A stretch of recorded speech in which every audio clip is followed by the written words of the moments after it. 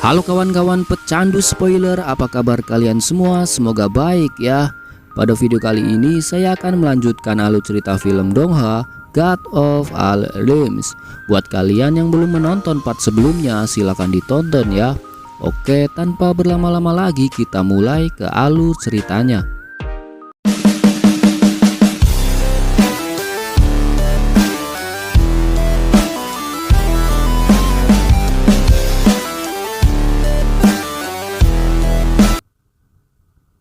Scene berlanjut pada Yesuan yang sedang memikirkan bahan-bahan untuk membuat ramuan penempaan tubuh. Lalu Yesuan dan Chenan masuk ke sebuah pasar. Saat mereka berdua berjalan, ada pedagang yang sedang menjual busur panah. Lalu mereka berhenti dan melihatnya. Sang pedagang menjelaskan kalau busur yang dijualnya adalah kualitas terbaik. Lalu Yesuan mengeceknya. Dan ternyata bahan-bahan yang dibuat busur itu tidak sesuai dengan perkataan sang pedagang. Jadi pedagang ini telah menipu menjual barang murah yang tidak sesuai dengan harga. 原来是铁牛术的牛筋，几位兄弟，有话好好说。这摊主也太黑心了吧，敢骗我们！别！ Kemudian Yesuan melanjutkan berjalan dan akhirnya menemukan pedagang yang menjual bahan-bahan ramuan. Lalu Yesuan tertarik membeli brokoli legendaris yang sangat langka. Karena di era tanpa sihir, Yesuan hanya bisa melihatnya di gambar dan buku. Lalu Yesuan juga tertarik membeli pasir bintang yang sangat murah. Di eranya Yesuan, bahan ini sangatlah mahal dan susah dicari. Singkat cerita, Yesuan sudah memborong bahan-bahan yang dicari. Namun ada satu bahan ramuan yang belum dibeli, yaitu kantong empedu. Kemudian Yesuan menemukan pedagang yang menjual kantong empedu. Dan Yesuan menawarnya karena harga kantong empedu itu terlalu mahal. Lalu sang pedagang berkata kalau dia pergi ke gunung binatang sihir hanya mendapatkan satu kantong empedu saja. Lalu Yesuan memberikan informasi serta menjelaskan metode yang benar untuk mendapatkan kantong empedu dengan mudah. Akhirnya sang pedagang memberikan kantong empedu ke Yesuan secara gratis. Karena merasa senang sudah memberikan informasi yang begitu banyak. Lalu sang pedagang menawarkan semua barang-barang yang dijual boleh diambil sepuasnya. Dan Yesuan menolaknya karena dia hanya membutuhkan kantong empedu saja. Scene selanjutnya, Yesuan pergi ke tempat kuit penyihir di kota Hesi. Lalu Yesuan memesan tempat untuk meracik ramuan yang akan dibuat. Setelah sampai di ruangan, Yesuan langsung mempersiapkan bahan-bahan dan memulai meracik ramuan tersebut dengan mudah.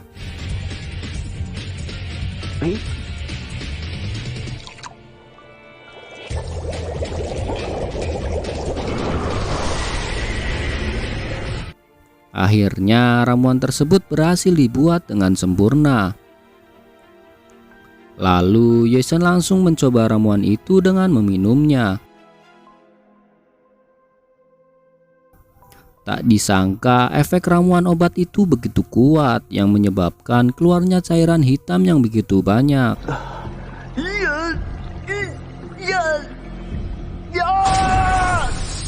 Di sisi lain ada seorang pria yang bernama Grandmaster Zhou. Dia adalah penyihir tingkat pertama di toko sihir Mawar Hitam. Dia ingin memesan ruangan untuk meracik ramuan sembari menggoda pelayan cantik yang bernama Ana. Tetapi semua ruangan sudah penuh. Lalu Ana menyuruh Grandmaster Zhou ke ruangan nomor 8. Dan itu adalah ruangannya Yesuan. Lalu sang pelayan yang bernama Loze mengingatkan kalau itu melanggar peraturan. Kita kembali lagi ke Yesuan yang telah berhasil meningkatkan kekuatannya hingga dia merasa seperti terlahir kembali. Sekarang kekuatan fisik Yesuan sebanding dengan Bronze Warrior tingkat 2. Yesuan merasa senang karena sekarang memiliki banyak elemen sihir di tubuhnya. Tiba-tiba Grandmaster Zhou masuk ke ruangan Yesuan yang ingin merebut tempat peramuan. Lalu pelayan Loze mengingatkan kembali kalau itu melanggar peraturan dan waktu Yesuan belum habis. Dengan wajah sombongnya, Grandmaster Zhou mengusir Ye Xuan dan melemparkan 2 koin emas sebagai kompensasi.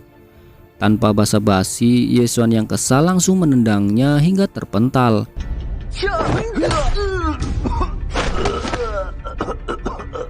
Lalu Grandmaster Zhou menjadi marah dan pertarungan pun terjadi.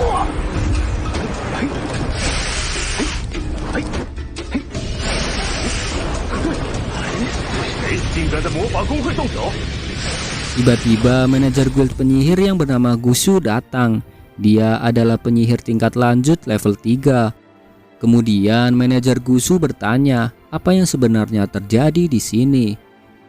Lalu manajer Gusu menjadi marah dan langsung memblacklist mereka berdua karena membuat kegaduhan di guild penyihir. Lalu Ye Xuan berkata, jadi begini cara guild penyihir menangani masalah yang tidak tahu membedakan mana yang benar dan mana yang salah. Lalu semua orang pun tertuju ke Ye Xuan.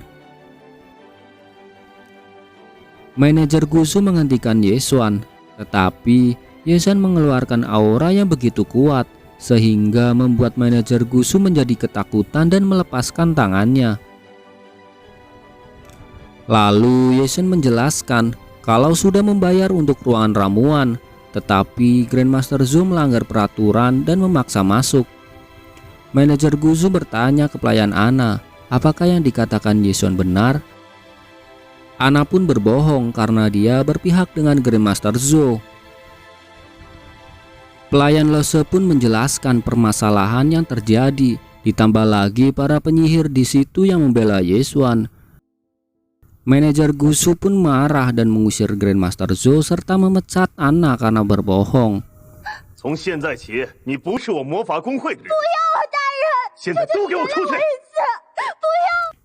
Setelah Ye Xuan pergi, manajer Gusu mencium bau sesuatu di ruangan dan ternyata itu adalah bekas ramuan yang dibuat Ye Xuan. Lalu manajer Gusu berlari menemui Lose untuk mencari informasi tentang Ye Xuan. Manajer Gusu menceritakan kalau dia menemukan cairan yang tertinggal di ruangannya Ye Xuan, yang kemungkinan ramuan sihir kuno tingkat tinggi. Manajer Gusu pun menyuruh Lose agar memberitahu cepatnya kalau melihat Ye Xuan lagi. Lalu manajer Gusu menemui ketua guild serta menunjukkan sisa ramuannya Ye Xuan. Ketua guild terkejut setelah mencicipi ramuan tersebut. Lalu ketua guild mengangkat bajunya manajer Gusu dan berkata, dari mana kau mendapatkannya? Lalu mereka berdua berlari menuju ruangan ramuan yang ditempati Ye Xuan. Ketua guild sangat kagum ke Ye Xuan karena kombinasi dari 6 bahan bisa membuat ramuan yang begitu luar biasa. Sampai-sampai ketua guild menyebut Ye Xuan dengan Grandmaster. Tetapi ada satu bahan lagi yang tidak diketahui ketua guild, yang membuat ketua guild menjadi kebingungan. Scene berpindah ke Ye Xuan yang sedang mencoba kekuatan barunya. Ye Xuan mampu berlari sangat cepat serta seluruh tubuhnya dipenuhi banyak kekuatan sihir.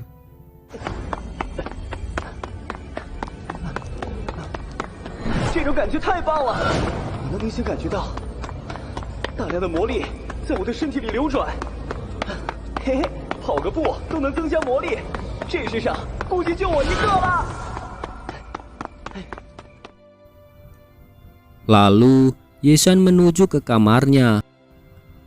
Terlihat di situ anak buah Lin Yu sedang mengintai Ye Xuan yang sepertinya merencanakan sesuatu yang buruk.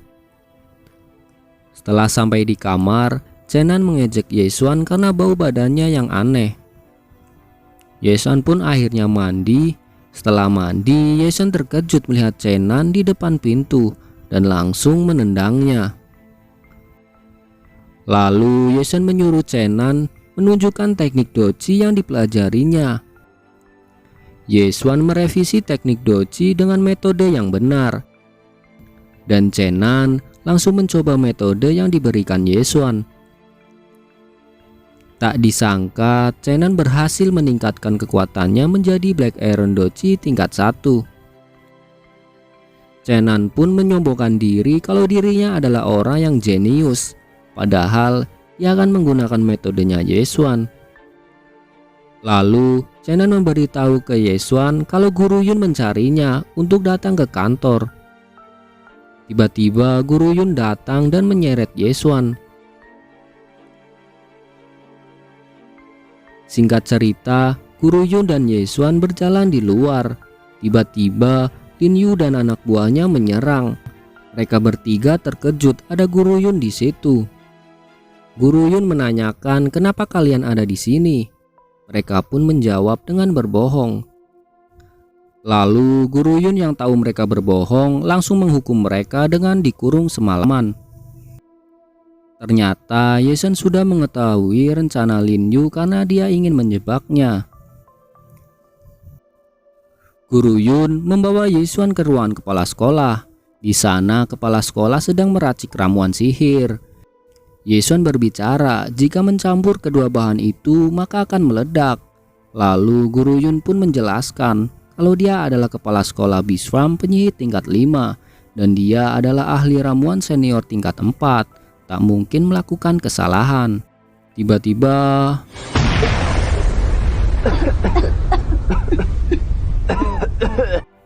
ternyata apa yang dikatakan Ye Xuan benar. Kepala sekolah langsung mengangkat Ye Xuan dan berkata, "Kenapa kau tahu itu akan meledak?" Lalu Ye Xuan pun menyuruh kepala sekolah untuk menurunkannya terlebih dahulu.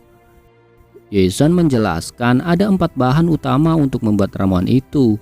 Setiap bahan memiliki fungsinya masing-masing. 千千劫的主要作用是保护魔元不受狂暴力量的伤害，而三生晶和狂魔血液是狂暴药剂的核心材料，两者冲突性极强，但在有千千劫的情况下，能中和两者力量，保持平。 Dan Ye Xuan memberitahu cara yang benar untuk membuat ramuan itu.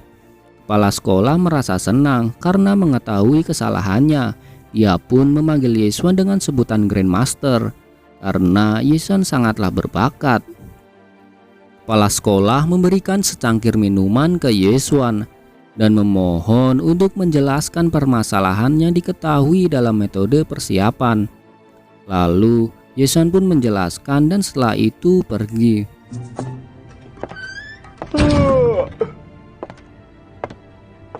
Kepala sekolah menjelaskan ke Guru Yun kenapa tadi memanggil Ye Xuan dengan sebutan Grandmaster.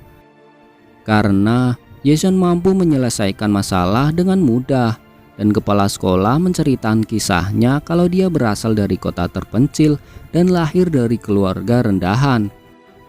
Kehormatan tidaklah penting. Yang terpenting jika ada sesuatu yang tidak dimengerti, segeralah meminta seseorang untuk mengajarinya, biarpun orang itu mempunyai kultivasi tinggi ataupun rendah. Serta janganlah malu untuk bertanya. Lalu kepala sekolah menyuruh Guru Yun untuk kembali karena sudah larut malam. Ye Xuan kembali ke kamarnya dan di sana terlihat Chenan yang sedang tidur nyenyak. Lalu Ye Xuan berlatih dan berkultivasi. Di pagi harinya Ye Xuan terbangun dan terkejut melihat Chenan yang tiba-tiba ada di depannya. Dan Ye Xuan refleks menendang Chenan. Ternyata Ye Xuan berlatih sepanjang malam.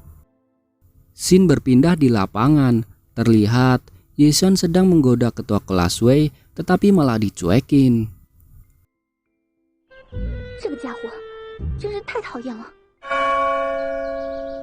Kelas pun dimulai. Semua murid berbaris dan di sana ada guru yang mengajarnya. Dia bernama Guru Tong.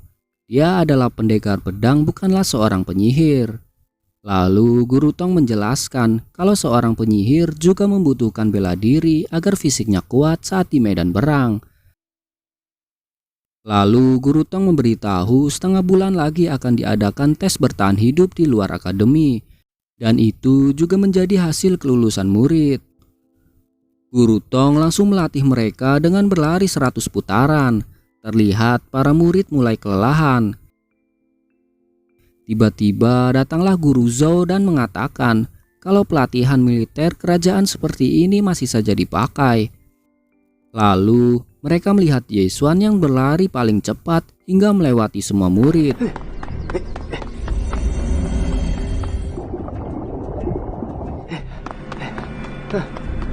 Guru Zhou mengatakan kalau Ye Xuan adalah murid sampah.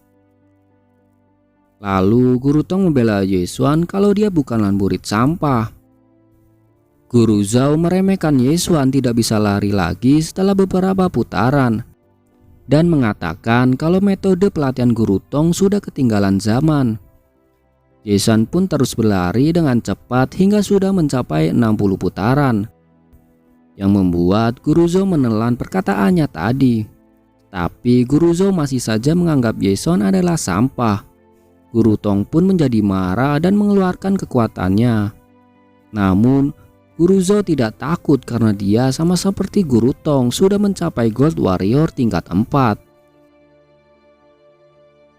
Tiba-tiba Ye Xuan berhasil menembus murid penyihir tingkat menengah. Dan sekarang Ye Xuan sudah menjadi murid penyihir tingkat lanjut. Semua murid yang ada di situ semuanya kaget tidak percaya apa yang dilihatnya. Guru Zhao juga kaget dan langsung meninggalkan Guru Tong. Kemudian Guru Tong mengajarkan para murid cara bertahan hidup di alam liar dengan menunjukkan hewan serangga yang bisa dimakan saat berada di pegunungan binatang sihir. Singkat cerita, pelajaran bertahan hidup selesai dan dilanjutkan dengan duel berpasangan antara ketua kelas Wei dengan Ye Xuan. Pertarungan pun dimulai. Ketua kelas Wei langsung menyerang Ye Xuan dan ditahan dengan mudah. Namun, Ye Xuan malah memegang tangan ketua kelas Wei sambil menggodanya. 班长的手果然像绸缎一样柔软。 Ketua kelas Wei pun marah dan menyerang lagi. Namun, Ye Xuan menahan tangan ketua kelas Wei dan menariknya hingga jatuh di pelukannya Ye Xuan.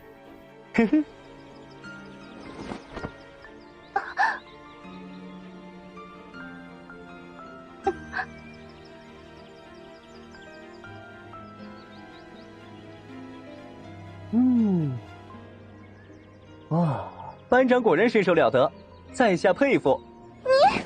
Ketua kelas Wei pun menjadi marah. Tidak sampai di situ, Ye Xuan pun mampu mengunci ketua kelas Wei dengan sangat mudah.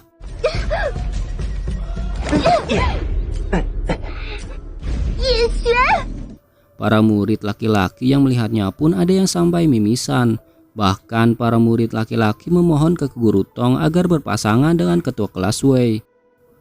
Tiba-tiba Ye Xuan mencium ketua kelas Wei, yang membuat ketua kelas Wei sangat marah hingga mengeluarkan elemen sihirnya. Karena dalam latihan ini dilarang menggunakan elemen sihir, Chen Nan pun langsung melapor ke Guru Tong. Namun, Guru Tong membiarkannya saja karena ingin tahu kejutan apa lagi yang ditunjukkan Ye Xuan. Ketua kelas Wei pun langsung menyerang Ye Xuan dengan kekuatan elemen apinya. Namun, Ye Xuan dengan mudah mampu menyerap serangan ketua kelas Wei untuk menerobos ke tingkat sihir selanjutnya.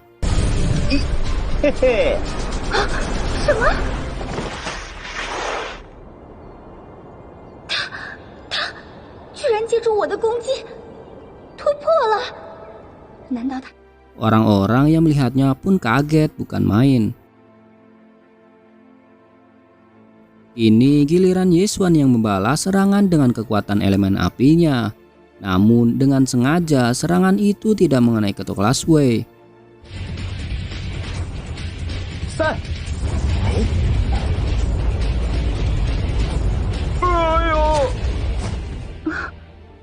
Lalu Ye Xuan menyentuh kening ketua kelas Wei dan membuat kekuatannya meningkat.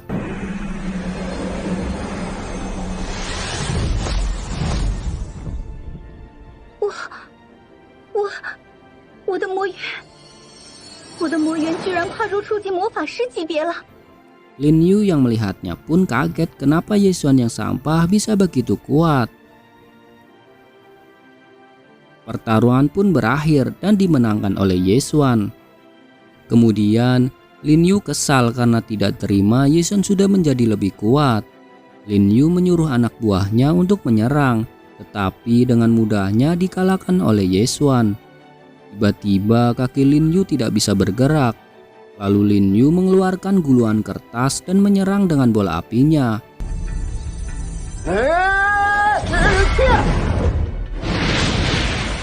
魔法卷轴！是追踪火球，一拳小心！ namun dapat ditangkis Ye Xuan dengan mudah. Tak sampai di situ, Lin Yu menyerang lagi dengan bola apinya. Namun serangannya mengenai sendiri karena Ye Xuan berlari mengikuti Lin Yu.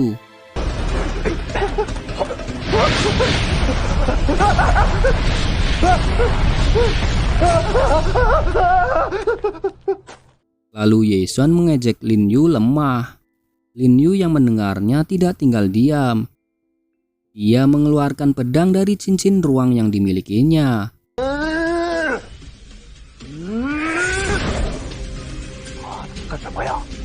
Lin Yu menyerang Ye Xuan, namun Ye Xuan dengan mudah menahan pedang dengan satu tangan, serta menendang Lin Yu dengan jurus tanahnya. Ye Xuan juga menyerang anak buah Lin Yu dengan jurus batunya.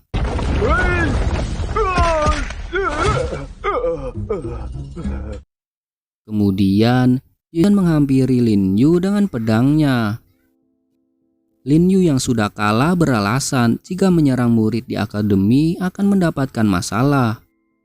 Ye Xuan dan Chenan membantahnya kalau Ye Xuan hanya mempertahankan diri saja, justru Lin Yu lah yang menyerang duluan.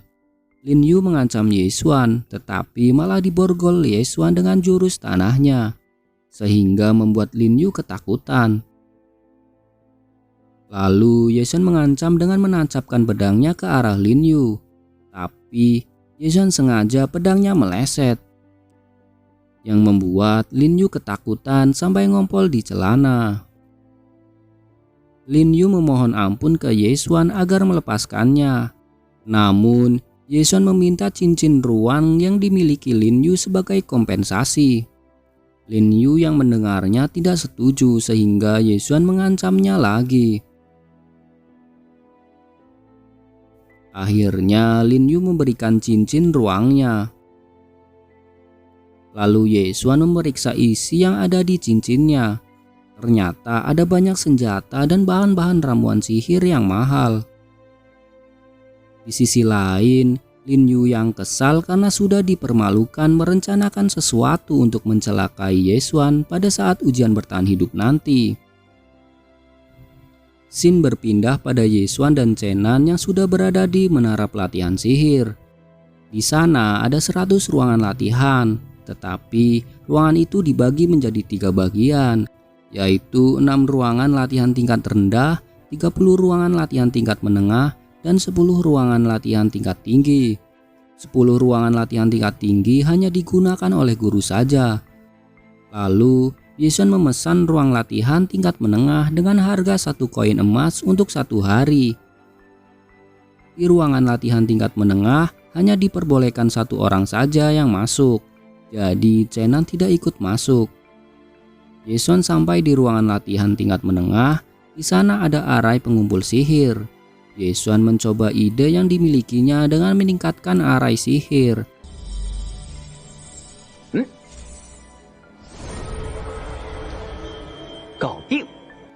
Dan akhirnya Ye Xuan berhasil meningkatkan energi menjadi 5 kali lipat dari aslinya, sehingga berkultivasi di sini menjadi 2 kali lipat lebih cepat.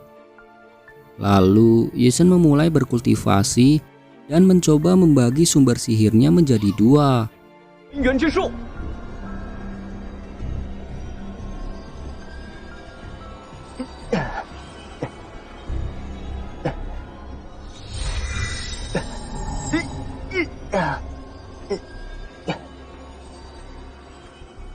Di era ini penyihir hanya bisa memiliki 1 sumber sihir saja.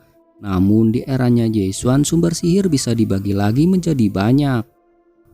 Meskipun sumber sihirnya terlihat lebih kecil, tetapi dapat menyerap energi sihir dengan cepat. Dan Ye Xuan membagi sumber sihirnya lagi, sehingga menjadi 4 sumber sihir.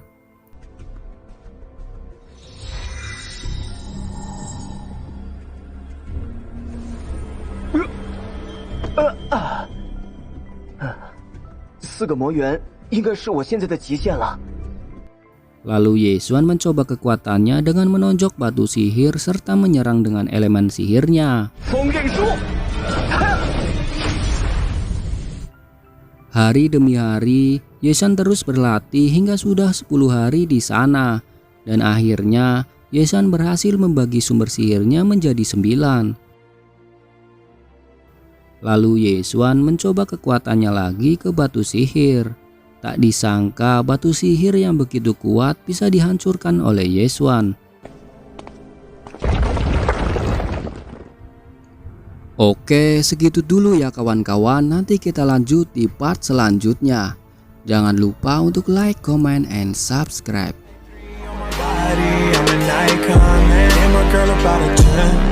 I should fuck her in the Benz.